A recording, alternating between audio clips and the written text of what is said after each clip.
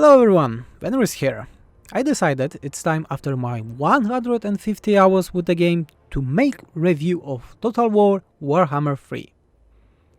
Final game of Total War Warhammer Fantasy Trilogy. I'm mainly a modder, but also a player, so I will try to talk about all major game features in this video from both of those perspectives, as I'm not a professional game reviewer. So don't consider this video as a review. I think about more as my general impressions about the game. In the end, I also want to talk about modding and the actual state of the game after a month of release. So let's start a review. Pre-release marketing is the first thing we should talk about. If we compare it to the rest of the games in the series, I can say that the marketing here was quite terrible. From making big promises to showing way too much before release, or advertising content that was never added to the game, like human chaos warriors for different gods. This is the first game in years that I knew everything about before release, and not in a good way. Whole story was spoiled and any possible surprises also. Of course, it's not CA fault only. Hundreds of people received game before release and many of them did not care about NDA and spoiled everything for views. Very sad story. Especially when we look at how great Warhammer 2 reveals were while you played it for the first time. Last issue that I want to mention in this section is that the game was advertised as something bigger than Warhammer 2. We will get back to it later on. In the past, we had some missteps in terms of visuals for this series. Goofy unit cards or unfinished animation like Cold. Terrible thing, I still dream about it. But overall, being fully honest, this game looks and sounds amazing. For the first time in history, we can see all Chaos God demons in full glory, and as addition, we also have their Chaos realms with outstanding map designs. Graphics are a bit more cartoonish this time around, but all fit the theme of Warhammer Fantasy Battle. There is really not much to complain here about. Many people complained about UI changes, me included, but after release I have to say that I like the changes. Some things need to be adjusted or tweaked, most likely by mods, but I like the changes overall. Plotting the game is quite simple, but still I won't talk about spoilers. We made podcasts about that with the great Book of Grudges channel. Kislev god Ursun was captured by Demon Prince Belacor, and we tried to gather souls of each Chaos God chosen Demon Prince to reach our goal in that story. Sadly, that's really it. Story feels generic, and individual factions ending are lackluster to say at least. Even some of Warhammer 2 DLC stories had way better payoff. Only bright point are the advisor's story that received way more backstory this time around, and the prologue campaign that I will talk in the next section. None of this is on the level of Vortex campaign, reveal and final battle. Really big shame. Another thing that we should talk about is new lore.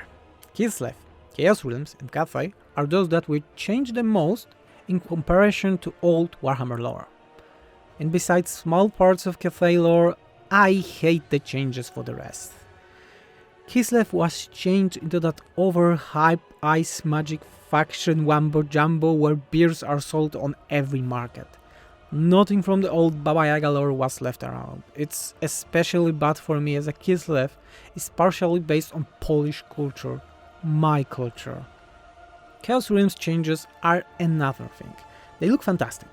I have to say this, but the fact that you can enter them without proper explanation is just silly, and takes away the aspect of how dangerous those places are in lore. This game is not revolution. It's more like evolution and devolution in some of its parts. You can expect almost everything from Warhammer 2 way of playing this game. There are 8 playable factions: Khorne, Nurgle, Slaanesh, Tzeentch, Demons of Chaos, Kislev, Cathay, and pre-order bonus of Ogres. Each feels like Warhammer 2 DLC quality with very creative mechanics and fun ways to play around. Core is an example of one of the best and fun factions CA did in the series for me. Everything just clicks here, and the rest of the factions are more or less the same amount of fun, with few mistakes like very boring Nurgle Plagues effects. Of course, some mechanics, technologies and choices are just useless. But such a way of balancing things has been normal for CA for years now. My only real problem is that Chaos factions share many units like Chaos Spawn, Forsaken and Furies in their roster. Small amount of units overall is looking like they were made only to get DLCs in the future. Cafe, Ogres or even Kislev rosters are way more unique and fleshed out. Many game UI elements were changed like campaign selection screen, 10 times better than Warhammer II if you ask me, or changed like character items panel. Most of those give you more options, but some were made way more blunt than in previous games. Occupy settlement options or technology screens are prime examples. Looks like a mobile game with a lot of red, like way too much red. Major new addition is the prologue campaign that is a mini story with a step-by-step learning curve of all major game mechanics. Fantastic experience. Sadly, its story is spoiled with the first cinematic of the main campaign. Survival battles are a new type of encounters. When you fight your way through the battlefield with options to summon units or upgrade them. You can also beat barricades and towers. It was shown as a first real gameplay to the public and it did not change much since. It's fun, but a very one-time experience, at least for me. Siege rework is another big change to the game. We now have supply points that we can use to build towers and barricades while defending. Maps were revamped and looks like proper sieges now with viable defense points. Problem is that minor settlement maps were also changed right now. Settlement battles are the only thing you will really see in this game. In most of my campaigns, only around, let's say 10% of battles were field ones. I even made auto-resolve mode to not need to play another siege battle again and again. Overall, siege rework is a good but needs a lot of tweaking to not be annoying as it is now. Last thing I want to mention here is campaign modes. We have a main campaign with Ursun plot and two smaller campaigns for co-op only. It's a shame that we are not able to play those small Kislev and Cafe campaigns in single player, but a good addition nonetheless. Few words about the main campaign of Realms of Chaos. To get to Ursun, you need to go to each Chaos God realm and win a survival battle. Portals appear everywhere and spawn demonic armies so you can use them to get to those realms. It's a very fun and original experience for 1 or 2 campaigns max. I disabled it for all future campaign after. Option to disable it without a mod should be there from day 1. Another strange decision from CA, especially for the game, its heritage, its sandbox experience. Still, the final battle of Realms of Chaos campaign is one of the worst, if not the worst, battle design that CA ever did for this series, or even maybe all their games. Just no. It's too long, boring and very uncreative. I don't want to spoil it, but the whole thing with Be'lakor is a massive letdown. Be'lakor itself is massive letdown on every aspect. Just a sad story that I want to forget as soon as possible. Here I want to take a moment to talk about the main issues of the game. Through this video I was mostly positive about the game, but there are a lot of things that really need to be talked about. Game performance is quite poor, especially in campaign map. No matter my settings, I play on ultra normally. After around 50 turns my game starts to freeze for a few seconds after the ending turn. Very annoying thing. In battle, all new flying units tend to bug out when landing. Sometimes units stand near each other and refuse to attack. They also have many pathfinding problems on new map. Other times, massive units just stop to work and peasants are able to hold the line against the giant horned demons. Like they were blessed by Sigmar or something. A lot of small issues that were never present in previous games. The battles were always pure experience without major bugs, and that's not the case anymore. Thanks to modding that I mentioned several times already, you can really find some glaring issues in the game that are not visible if you're not a modder. So let's look on some of them. New abilities cards are just a joke. A very unfunny joke. They show improper values or not show them at all. When comparing them to Warhammer 1 and Warhammer 2 cards, it's just terrible. I don't know why CA decided to change them, and it's a big issue that I made a video about. Funny enough, after that video I was contacted by CA about the problems. Another thing is the fact that many effects, dilemmas, technologies and so on are just not working. Those are not properly linked in the tables or have improper scopes. Such bugs in a AAA game that was delayed is just outrageous. For me as a person that knows how fast you can fix such things. And I want to disable those goddamn cinematics already! The Tome of Fates. Shut up! Total War Warhammer 3 is in a weird state.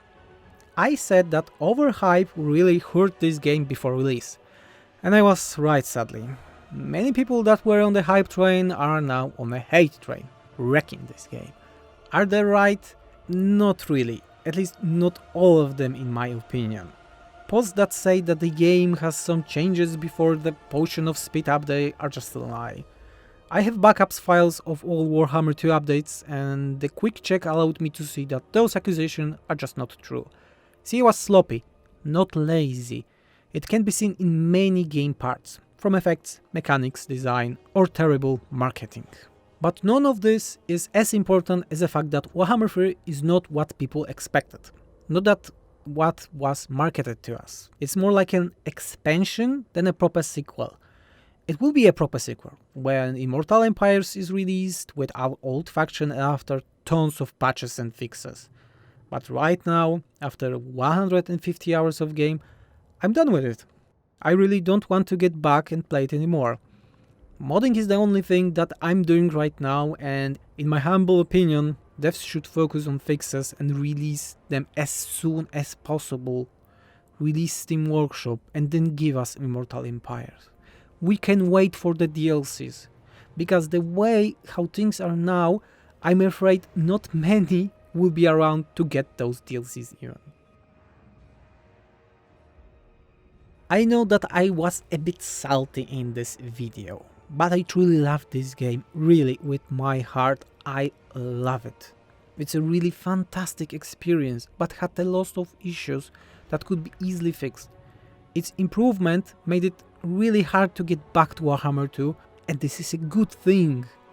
Improvements are doing their job. But I also want to play the game normally, and I want to not be forced to play Realms of Chaos again or co-op campaign to play those mini campaigns. If you compare Warhammer 3 launch state to Warhammer 2 launch state, I would say that they are similar level. Warhammer 2 had a lot of issues, even more than Warhammer 3, but those were fixed at very fast pace. It's not the case here. So I'm not going to rank this game right now.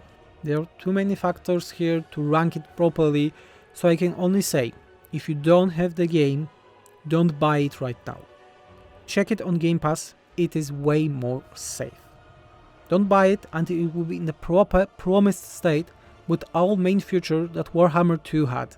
Of course, it does not mean that if you play it now, you won't have fun. I had a lot of fun with it, but it dropped very fast on my game list. Way faster than Warhammer 2 did, and this is my main issue. And for now, I'm getting back to modding SF Warhammer 3. Thanks everyone for watching, and remember that if you like my content, you can always subscribe, like the video, click that notification button, or become SFO Patreon. Your support allows us to make this free content. Fenris out.